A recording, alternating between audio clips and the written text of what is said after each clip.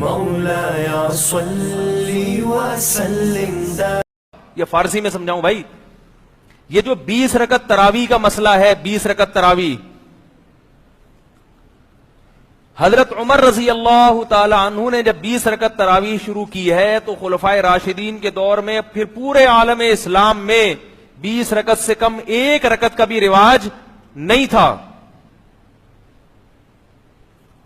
کوئی ایک ضعیف روایت بھی نہیں ملتی کہ صحابہ اور تابعین کے دور میں کسی مسجد میں 8 رکعتیں تراویح ہوتی ہوں. صحابہ اور تابعین کے دور کی بات کر رہا ہوں. اور علامہ شامی رحمہ اللہ تعالی نے آج سے تقریباً 150 سال پہلے لکھا ہے کہ مشرق مغرب شمال جنوب حرم حجاز مکہ مدینہ، حجاز کی سرزمین میں مکہ مدینہ سعودیہ پورا آتا تھا، سب جگہ 20 رکعت تراویح ہوتی ہے. تو صدیوں سے کتنی چلتی آ رہی ہیں؟ کیوں؟ دلیل کیا ہے؟ دلیل فالو کرتے آ رہے ہیں ایک دوسرے کو سینہ بسینہ. میں نے اپنے بزرگوں کو دیکھا، انہوں نے اپنے بزرگوں کو دیکھا، انہوں نے اپنے بزرگوں کو دیکھا. اب فوراً کہتے ہیں بزرگوں کی نہیں مان کے چلنا ہم تو حدیث کو مانیں گے. اس کا مطلب آپ کے بزرگ کسی اور چیز کو مانتے تھے تو وہ بزرگ نہیں تھے. بزرگ اب کب پیدا ہو رہے ہیں؟ 15ویں صدی میں پیدا ہو رہے ہیں بزرگ. 1400 سال سے مسلمانوں میں کوئی بزرگ پیدا ہوا ہی نہیں ہے. کوئی انگریز مسلمان ہوگا وہ کیا کہے گا؟ بولے گا تم تو 1200 سال سے تمہارے کوئی بزرگ ہی پیدا نہیں ہوا. جو عملی تواتر ہے نا، عملی تواتر وہ زیادہ اسٹرانگ ہوتا ہے خبر واحد سے، چاہے وہ بخاری کی حدیث ہو چاہے وہ مسلم کی حدیث ہو. عملی تواتر کی اہمیت زیادہ ہے بخاری اور مسلم کی حدیث سے.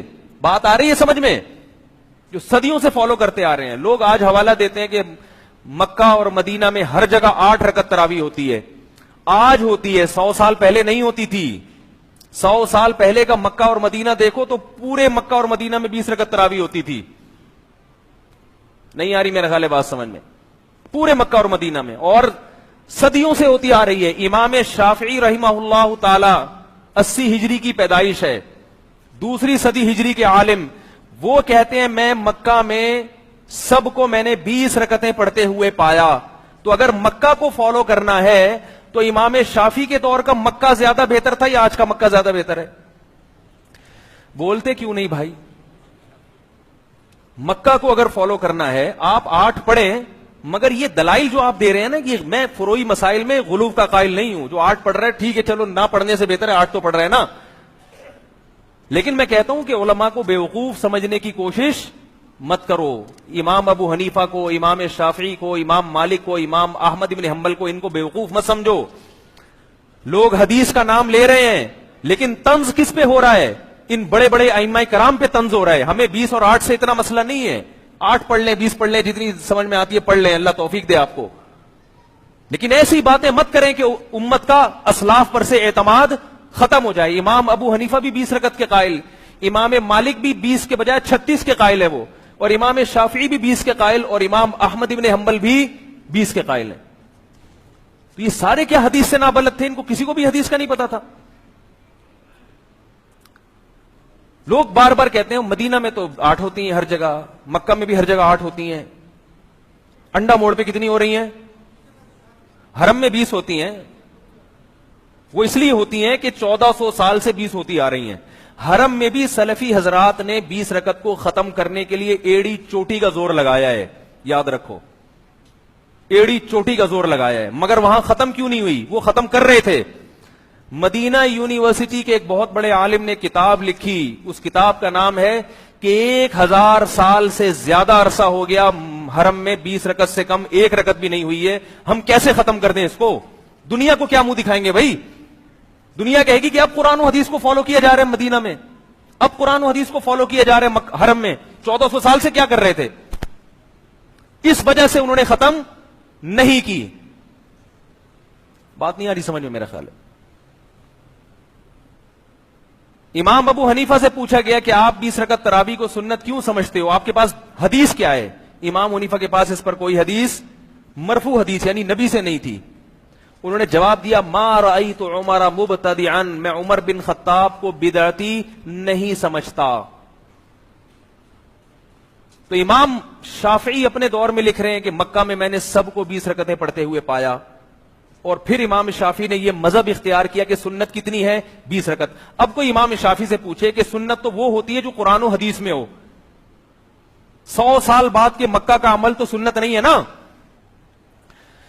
کیا کریں؟ ہم سے پوچھتے ہیں نا قرآن حدیث میں دکھاؤ, تو امام شافعی سے کیوں نہیں پوچھتے کہ حضرت قرآن حدیث میں دکھائے نا کہ 20 رکعت سنت ہے. امام شافعی کہہ رہے ہیں قرآن حدیث ہی سے دکھا رہا ہوں کہ میں کہہ رہا ہوں نا مکہ میں 20 ہوتی ہیں. کیسے؟ یہ تو قرآن نہیں ہے مکہ. وہ کہتے ہیں اس لیے کہ یہ اتنے سارے جب 20 پڑھ رہے ہیں, اگر یہ عمل بدعت ہوتا تو مکہ میں اتنے بڑے بڑے بزرگان دین, اتنے بڑے بڑے فقہا, وہ اس پر نکیر کرتے, اس کو روکتے. نہیں روکا تو اس کی علامت ہے کہ یہ عمل کہاں سے چلا آ رہا ہے؟ خلفائے راشدین سے. اور خلفائے راشدین بدعت پر جمع نہیں ہو سکتے. میں ابھی تراویح کے موضوع پر بیان کرنے کے لیے نہیں بیٹھا, میں آپ کو تواتر عملی کی ڈیفینیشن سکھا رہا ہوں. تواتر عملی کسے کہتے ہیں یہ بتا رہا ہوں.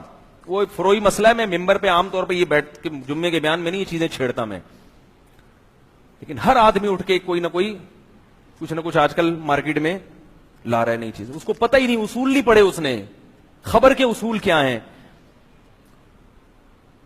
تو خبر متواتر جو ہے نا, متواتر, اس کی کتنی قسمیں ہو گئیں؟ امام مالک جو 36 کے قائل تھے نا, وہ اس لیے کہ مدینہ میں وہ 16 رکعتیں پڑھتے تھے, اس لیے کہ مکہ میں عادت یہ تھی کہ ہر 4 رکعت پڑھنے کے بعد اہل مکہ طواف کرتے تھے.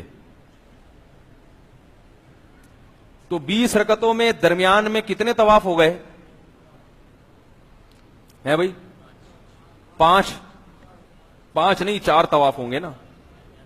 تو ان 4 طواف کا ثواب حاصل کرنے کے لیے انہوں نے, ان کی رائے یہ تھی کہ ہم اتنی نمازیں زیادہ پڑھیں گے.